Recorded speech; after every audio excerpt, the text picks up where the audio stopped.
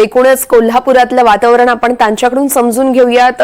विशाल, आपण बघत आहोत आज नवीन वर्षाची सुरुवात होते आणि त्याच अनुषंगाने मंदिरात देखील आकर्षक अशी सजावट करण्यात आली आहे।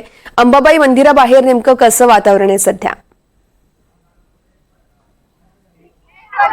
नक्कीच वर्ष आज 2025 चा पहिला सूर्योदय सकाळी झाला आणि या सूर्योदयाला नमस्कार करत कोल्हापूरकरांनी या नव्या वर्षाचं स्वागत जे आहे ते स्वागत केलेलं आहे। मी सध्या अंबाबाई परिसरामध्ये आहे।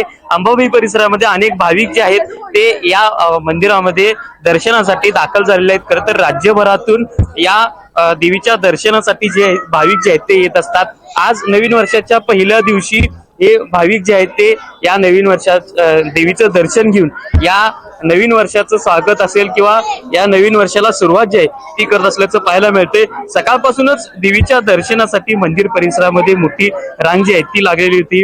आज सकाळी या मंदिर परिसरामध्ये या आरती झाल्यानंतर या भाविकांनी संपूर्ण मंदिर परिसरामध्ये आपल्या इच्छा आकांक्षा ज्या आहेत त्या मनोकामना पूर्ण हो अशी अपेक्षा देखील पूर्ण हो अशी मागणी जी आहे ती केली। या ठिकाणी काही भाविक देखील आहेत। कुठून आलात? सांगली आटपाडी।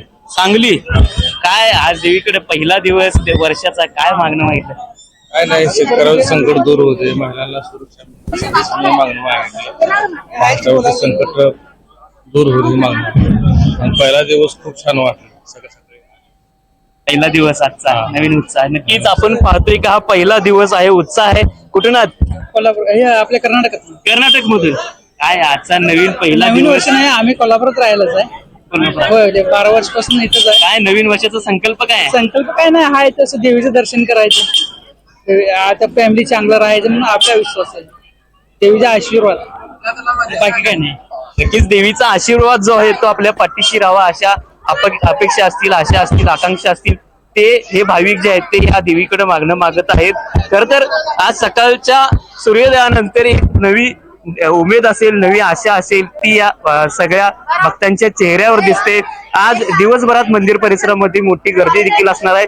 कोल्हापूरकर हे पर्यटन स्थळ आणि या पर्यटन स्थळामुळे या संपूर्ण परिसरामध्ये अनेक पर्यटक देखील दाखल होणार आहेत। या सगळ्या आता या नवीन वर्षाचा जो पहिला दिवस आहे, हा पहिला दिवस या संपूर्ण परिसरामध्ये आनंददायी आणि भक्तिमय वातावरण जे आहे ते पाहायला मिळतंय। वर्षा